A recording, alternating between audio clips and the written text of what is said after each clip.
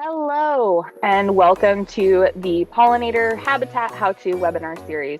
And today we'll be covering the basics of native plant gardening. Up next, we have Jessica Cox.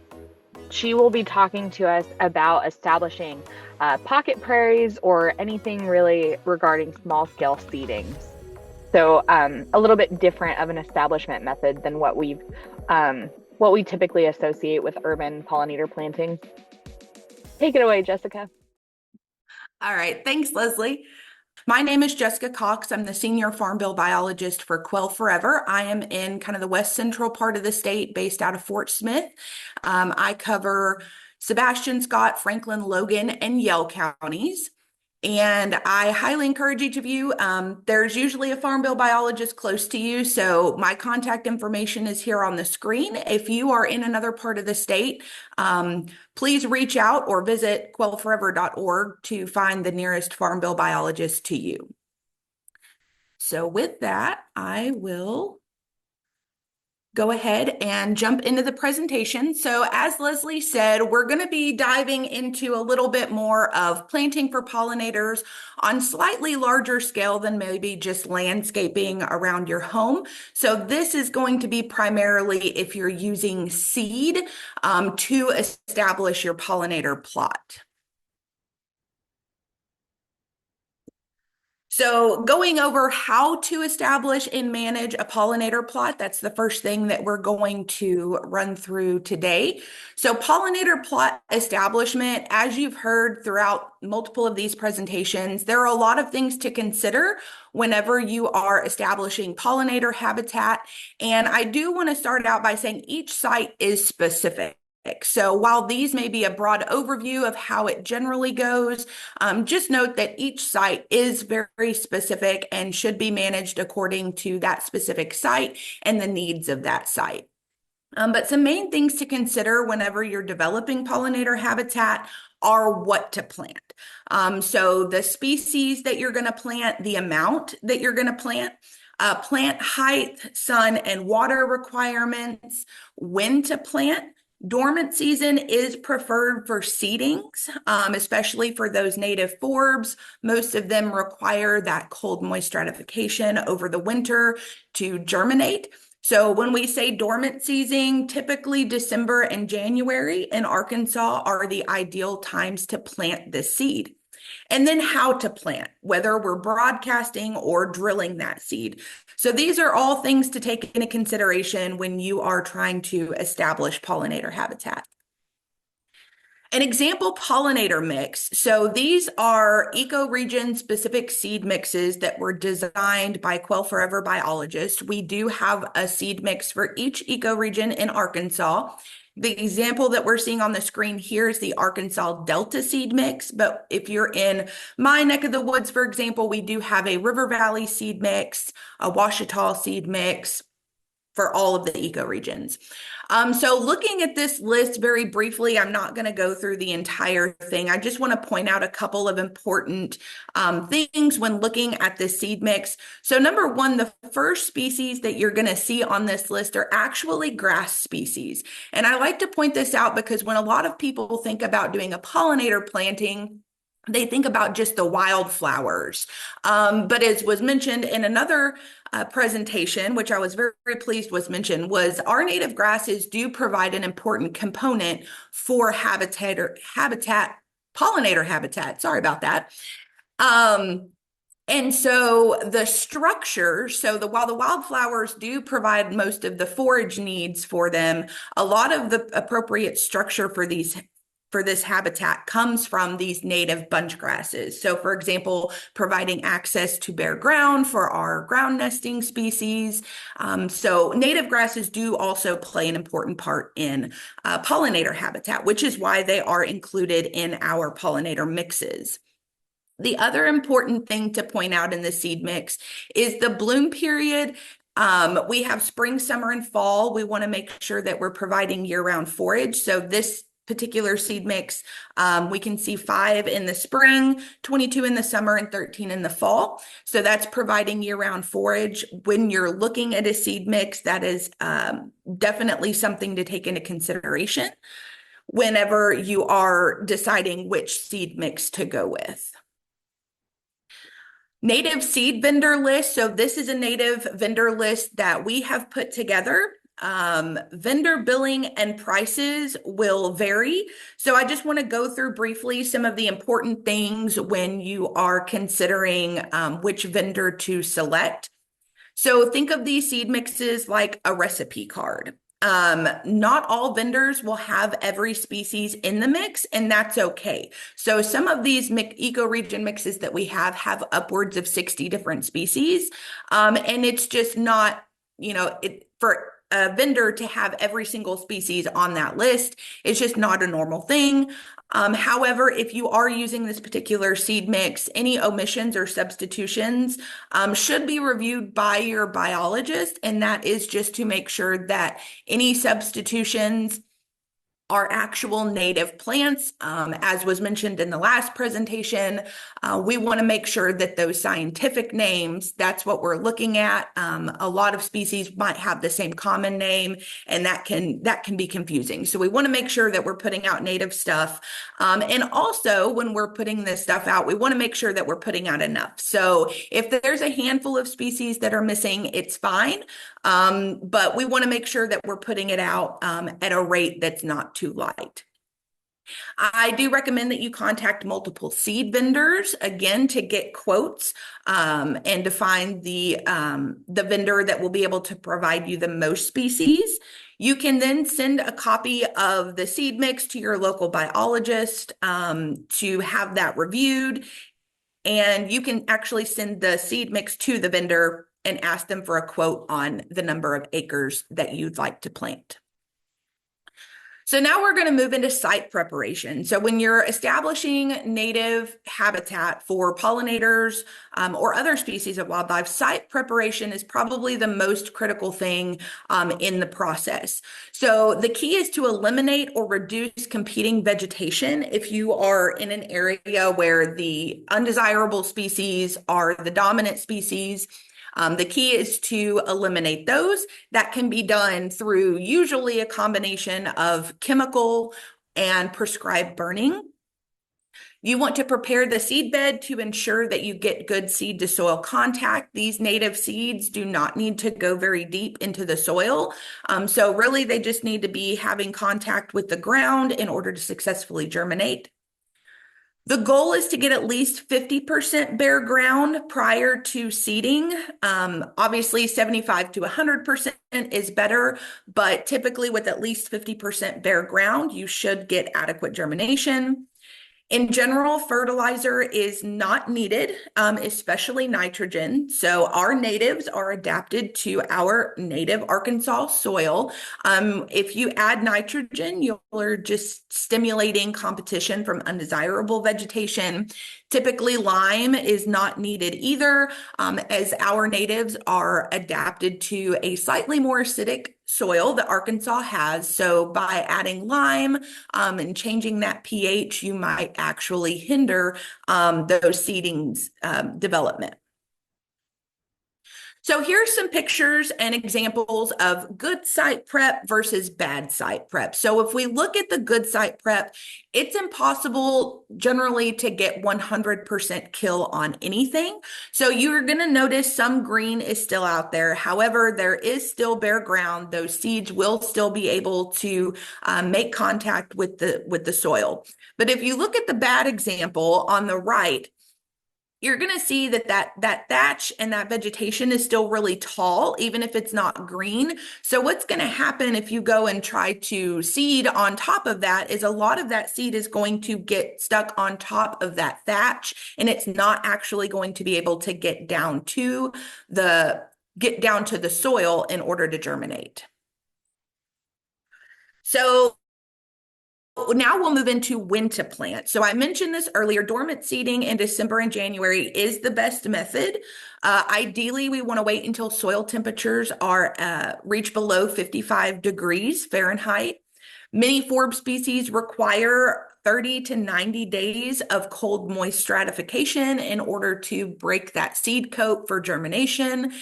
If you are planting both native grasses and forbs, it is best to plant at the same time. There are certain circumstances where we do plant the grasses separate from the seed. Again, this goes back to where your site, your goals and objectives will make things maybe slightly different than the general, but it is best to go ahead and plant those at the same time.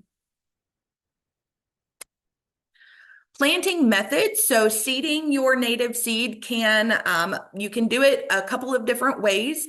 Typically we do either drilling with a no-till drill or broadcasting. So I will note, if you are planning on using a no-till drill for your seed, the no-till drill does need to have, it's a specialized native seed box on the drill. So your typical like drain grill that is not specifically adapted for native seed will not work for planting native. So if you are going to use a drill, just make sure that it has that native seed box on it.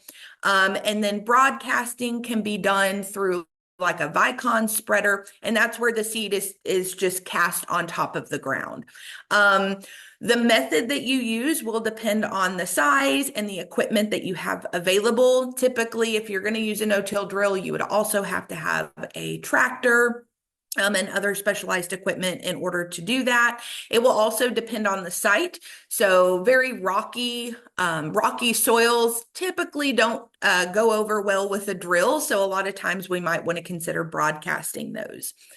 With that, you can use an inert carrier material if you are broadcasting. So a lot of our native seed is very fluffy. So that inert carrier will help to get the seed down onto the ground instead of it kind of flying off. So it essentially acts as a kind of sticks to the seed and make sure that it gets to the ground. And you can add that in at like a 1-to-1 ratio, and that can be anything from rice hulls to finely ground wood shavings, cat litter.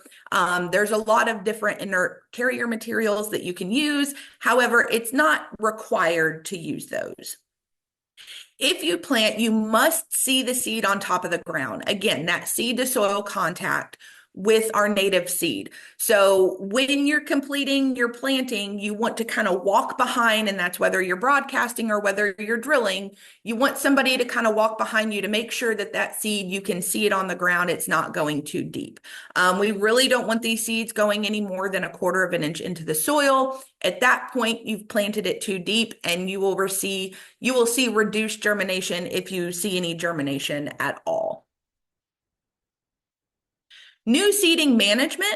Your new seeding will likely look one of two ways. So this is where we get a lot of frantic phone calls from landowners that first growing season after the seed, and they either are in love with it or they're panicking. So you can see this kind of top picture. It doesn't really look like anything. There's a lot of ragweed coming in, and that's perfectly fine. The bottom picture, you see a lot more color. It looks a lot more like maybe what you would expect. Either way, there's no need to panic. So what happens with our native seed is they go through a process that you may have heard referred to as sleep, creep, and leap. So the first year planting, our natives are actually establishing a very deep root system. And so you're not going to see a whole lot of top growth coming up on top. We do typically include annuals in our seed mix, so we get a little bit of show of color right from the get-go. However, most of the species that you commonly think of with a native planting, like your blazing stars, your cone flowers, they're not going to really do anything that first year. The second year, they are going to put on a little bit more top growth, and typically by the third growing season, we consider that a fully established stand. Management does lead to success, however. This is not a put it on the ground, plant the seed, and walk away type of situation. Our natives do require continual management throughout the lifespan of the stand. So after that first growing season following the planting, I typically recommend that you burn that off that following winter. If burning is not an option, you can mow high multiple times during the first year just to control any competing vegetation that's trying to come in. You just need to be mindful of thatch. So if the vegetation gets too high and you go mow it, that thatch can smother new seedlings. And if you can't get your mower up high enough and probably in that 6 to 8 inch range, just don't mow, because what you're going to do is you're going to clip the top of those new seedlings, and then you'll have to start over from square one. So burning after the first growing season should be done in December or January. So it would be a dormant season burn. And what this is going to do is it's going to remove the litter from the annual grasses and forbs that came up that first year, just to provide a nice, clean, open seed bed for those new seedlings to emerge that following spring. So even with seemingly solid stands of ragweed, mare's tail, foxtail, we have seen good second year recruitment of native plants. So it's not uncommon, like in that first picture we showed with all of that ragweed, or fireweed is another common one. Those plants do well in disturbed areas when there's been some kind of disturbance, whether that's from spraying or prescribed burning. They will come up and they will take hold, and it does scare a lot of people, but typically they'll work themselves out. And if you burn that first dormant season, you can take care of those. And then the second year, you should see more response from the seed mix that you planted.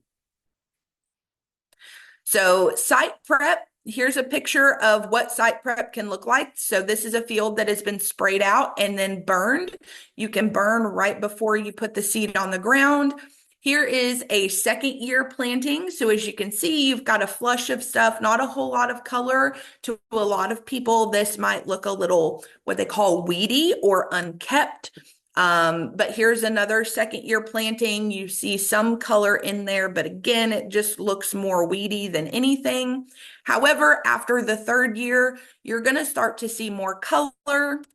Another third year picture, it's going to start to look more like what you probably pictured in the beginning when you were going to do a pollinator planting. And about 5 years in, you should have a fully established pollinator stand with all of the species in your seed mix being expressed. So here's another picture of about 5 years in. So long-term management, again, like I said, this is not a put it on the ground and walk away. It does require management for the lifetime of the stand. So that management is essential to maintain that forb or wildflower community. Management should not occur until that third growing season. So besides maybe doing that dormant season burn, really we just want, and monitoring. Burning after the first year is maintenance for weed residue as needed. Develop a burn plan before burning always.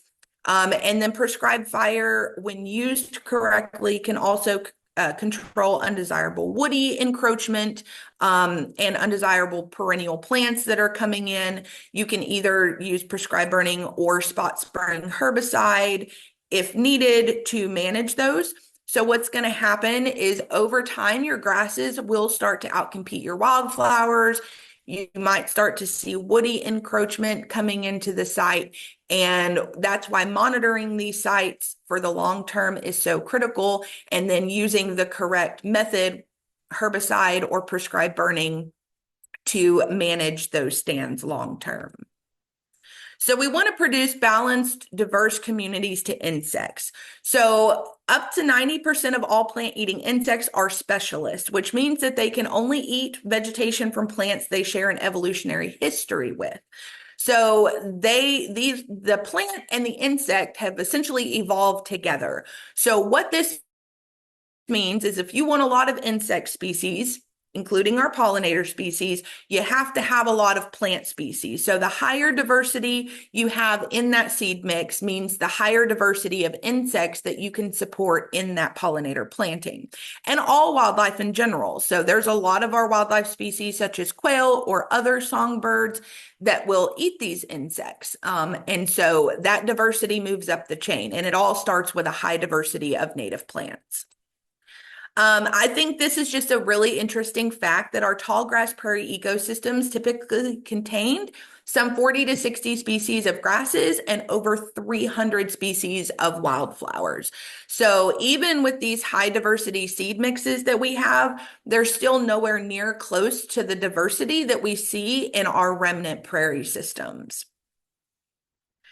Key message from this is if you want pollinators, if you want to benefit wildlife, you have to grow native.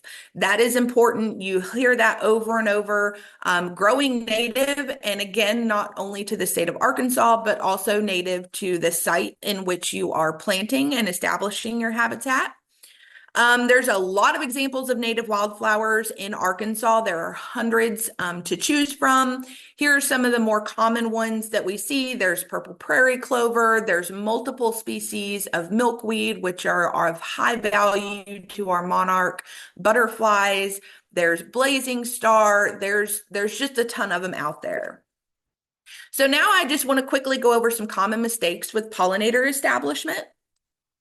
Timing. So again, the best time to plant is December, January, February. Planting too early can cause those seeds to germinate before you want them to. So they'll germinate, then we're going to get a frost and it will kill those seedlings. Planting too late they won't be able to break that dormancy or break that seed coat for germination. So it's not necessarily that you can't plant late in the spring, which is when a lot of people consider planting. However, what's going to happen is because they didn't get that 30 to 90 days cold moist stratification, what's going to happen is they're going to sit there in the seed bank throughout the rest of the year, and you're going to have issues with undesirable species coming in because you had a reduced germination rate that first year. And that will just kind of set everything back. Now, however, it doesn't necessarily mean you'll need to reseed, because that next year after they go through the winter, you'll likely see better germination rates that following year. But then you've got to deal with all the competition in the meantime and trying to deal with that. Planting too deep. Again, the maximum planting depth for these seeds is about 1/4 of an inch. The more you see on top of the ground, the better. If you're using a no-till drill, you have to make sure that it's calibrated correctly and planted in, and not planted in soft soil. Again, because we don't want that seed going too deep into the ground. When you're planting with a no-till drill, this is probably one of the most common mistakes that I see. And oftentimes it's very hard to calibrate these drills down to 1/4 of an inch. So oftentimes even you'll have to set these drills up on blocks to ensure that that's not happening.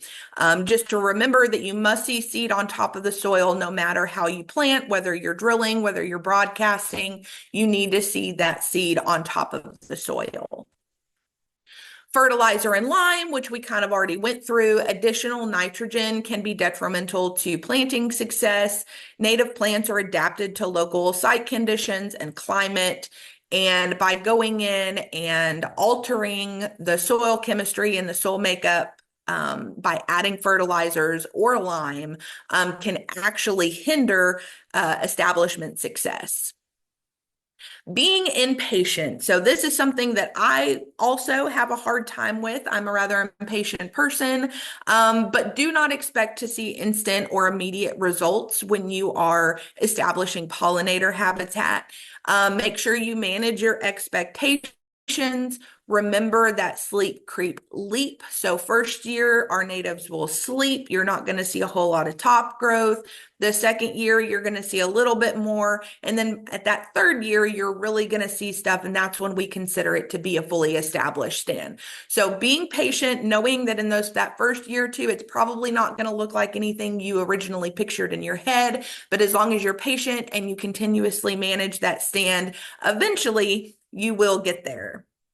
And then remember, I like to point this out, that not all habitat must be planted. So it's important to remember that remnant sites also exist. And what we mean by a remnant site is a site that already has a good seed bank of native grasses and wildflowers. So these can be found on prairies, glades, savannas, and woodlands. Some sites just need a little bit of extra management. It doesn't require an actual seed mix to be planted. when in doubt, contact a biologist, set up a site visit. If you notice some native species coming up on your property and you're wondering if you need to plant versus just managing that stand with maybe a little bit of fire or possibly some chemical, contact a biologist to come out and do a site visit with you. Obviously, in urban settings or for small scale kind of pocket prairies, typically, this is not the case because most of those have been developed for a long time or were at one point used for cattle operations. But that's not saying that it can't exist. Just reach out to your local biologist. And if you are a landowner interested in learning more about cost share programs or receiving some free technical assistance, you can reach out to your local natural resources conservation office, your local Quail Forever Farm Bill biologist, the Arkansas Game and Fish Commission private lands biologist, or you can email me directly, let me know what county you're in, and I can point you in the right direction. So that is my presentation today. Thank you all for joining us, and I will turn it back over to Leslie if there aren't any questions. Thanks so much, Jessica. Wonderful presentation. A lot of great discussion in the chat. One question that I would like you to answer for the recording, we did have a question on how we as biologists convince large landowners to give up portions of their land, with it taking about 5 years to see what the general population will find pretty. Just kind of asking about that curiosity and really, in my opinion, we don't really have to convince most landowners. So could you just kind of talk about the multiple benefits of establishing natives? Yeah, absolutely. That is a fantastic question. It's a question I do get asked fairly frequently. And as Leslie said, most of the time the convincing is I'm not having to go out and chase these people down. They're coming to me. They've, learned that this is great for wildlife. Great for their pollinators. And that's the other thing to point out is when we're establishing these, quote, pollinator plots, we're not only benefiting the pollinators. So you're also benefiting the birds, the deer, the turkey, a lot of game birds. There's a lot of hunters in Arkansas. There's a lot of people moving to Arkansas and they don't really want to do anything with the land except for restoring it back to what it naturally would be. A lot of people just want to see pretty flowers. So trying to convince people to come in and reestablish these sites, especially on large acres, is typically not an issue. Now, where we do need to try to do a little bit convincing would be perhaps on our working land. So if you do have a cattle operation, how do I convince somebody to take something out of production that they're making money on? And that goes, and there's a number of different ways. Typically, we're also taking into consideration the economics of it.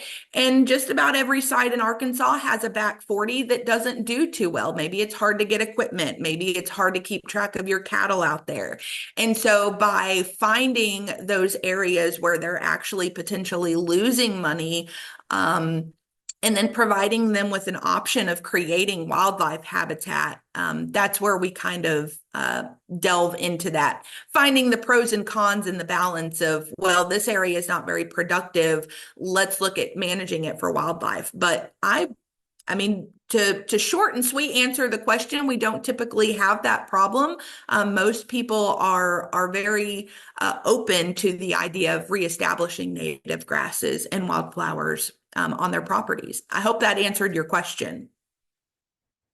That was perfect, Jessica. Thank you so much. And just as a side note, since this obviously is geared more towards, small areas or urban habitats, one way that you can help make an impact is by following the Quail Forever in Arkansas Facebook page and on our Instagram.